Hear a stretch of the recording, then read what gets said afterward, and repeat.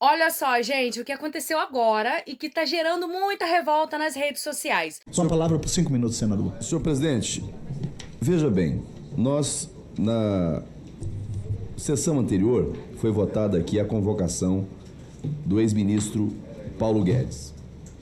Agora, o requerimento é de quebra de sigilo, levantamento do sigilo fiscal, transferência desses dados fiscais, financeiros. E qual é a pertinência temática? Qual é o nexo apresentado no requerimento? O fato de Paulo Guedes ter sido ministro de Estado da Economia do Brasil. O fato de ele ter sido ministro.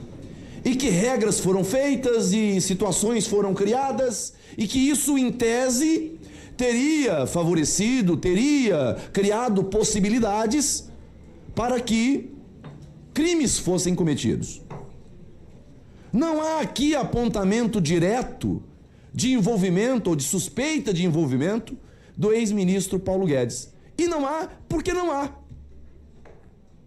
E se houvesse, a posição deste senador não seria a posição de ser contra o requerimento. Agora, senhor presidente, falou de Paulo Guedes, falou de presidente do Banco Central. Pela mesma lógica, temos que convocar ministro Haddad. Pela mesma lógica, temos que convocar o Galípolo. O Banco Central, desde 2021, é autônomo. Senhor presidente, responsabilizar ou quebrar o sigilo em razão de uma pseudo acusação de possível envolvimento é algo absurdo, é algo que fragiliza o papel da CPI, é algo que desmoraliza a CPI. Nós estamos diante de uma situação, senhor presidente, com todo respeito,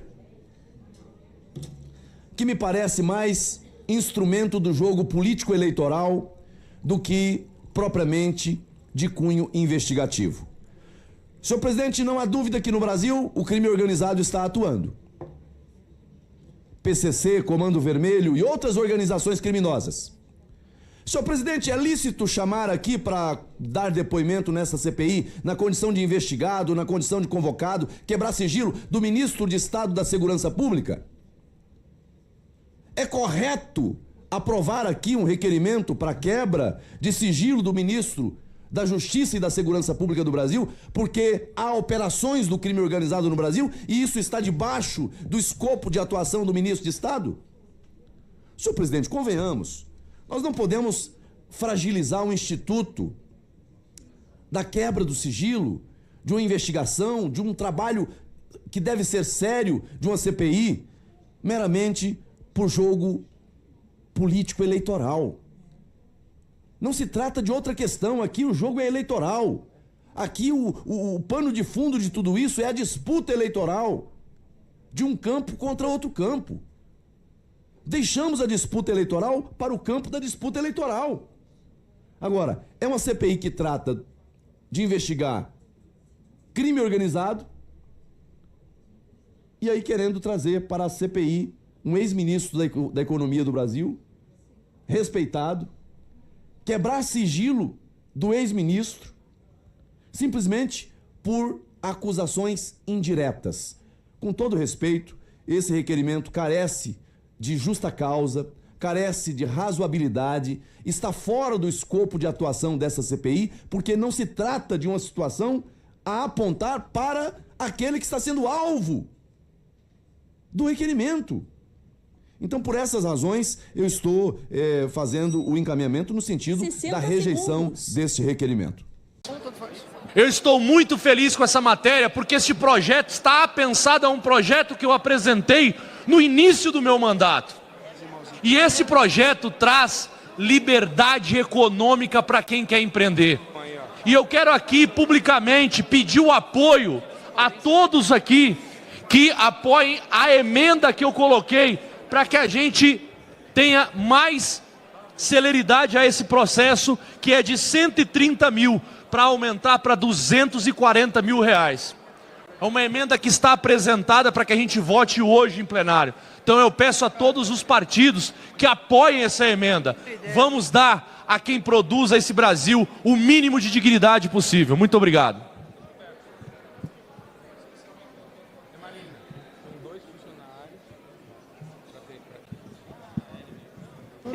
como orienta a Federação PT, PCdoB, PV.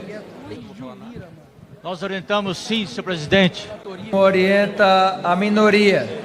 Deputado presidente, Nicolas Ferreira. Finalmente, hoje, o requerimento de urgência faz jus ao tema que realmente é urgente, que é ajudar o trabalhador, o microempreendedor, aquele que durante anos teve um teto que não se adequou ao longo dos anos, de um teto de 81 mil de faturamento, e graças a Deus aqui o Congresso está unido para poder aumentar para 130 mil, e digo mais, deveria aumentar ainda para 240 mil, que é a emenda do deputado Zé Trovão. Afinal de contas, isso ajuda, né, para que não vá para a informalidade, para que esses microempreendedores, que representam aí 95% das empresas, juntamente com as pequenas empresas, para que eles tenham, né, a condição de contratar, né, uma outra pessoa, expandir, ampliar o seu trabalho e não ficar, né, com a corda ali no pescoço, como está acontecendo agora. Então, mais uma vez, parabéns. O nosso voto da oposição é sim, presidente. Só para... Deputado Gaia, 1 minuto. Presidente, acabou de ser publicado na imprensa uma notícia que eu acho que é de grande preocupação desse plenário. Como vocês sabem, nós estamos vendo o governo destruindo a economia e a gasolina chegando a R$10 em alguns estados do Brasil. Pois acaba de ser publicada a notícia de que os caminhoneiros decidiram entrar de greve, presidente. É impressionante a tempestade perfeita se formando diante desse governo. Nós estamos aí com o escândalo do filho do Lula recebendo mesadinha, o escândalo do Master envolvendo o ministro da Justiça do Lula, Rui Costa, Jacques Wagner.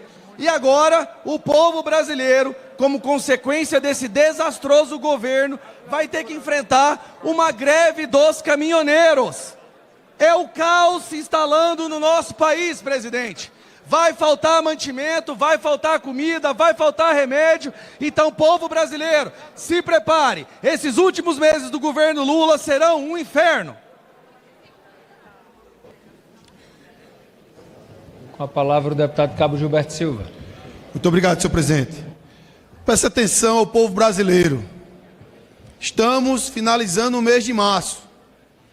Em outubro tem eleições.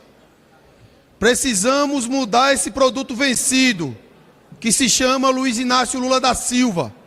Não entregou nada à população brasileira, a não ser destruição. Na área ambiental, com a senhora Marina Cinzas.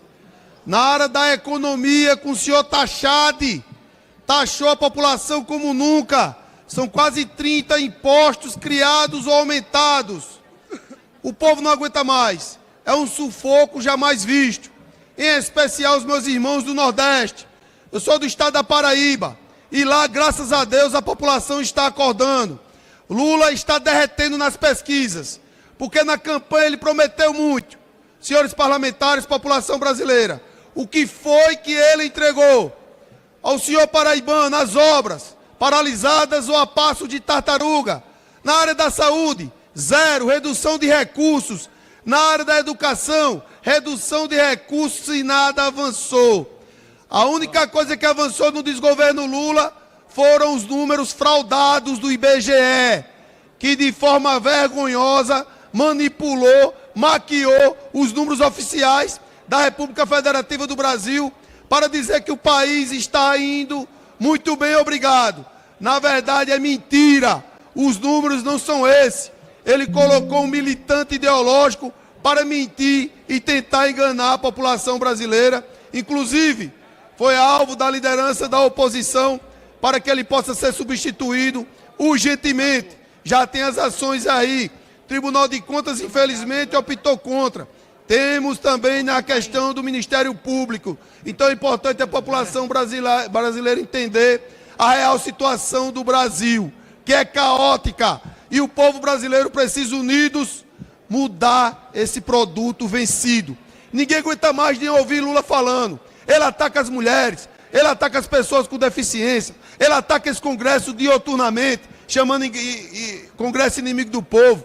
Ele ataca a polícia, ele defende traficantes chamando de vítima, ele defende assaltante de celular, ou seja, é um presidente irresponsável. Vai para fora do Brasil, fazer o Brasil passar vergonha.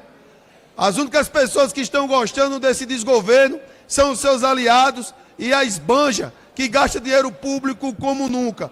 Povo brasileiro, temos a oportunidade de varrer esse desgoverno Lula e esse Partido dos Trabalhadores para que não possa fazer tanto mal à nação brasileira. Muito obrigado, senhor presidente.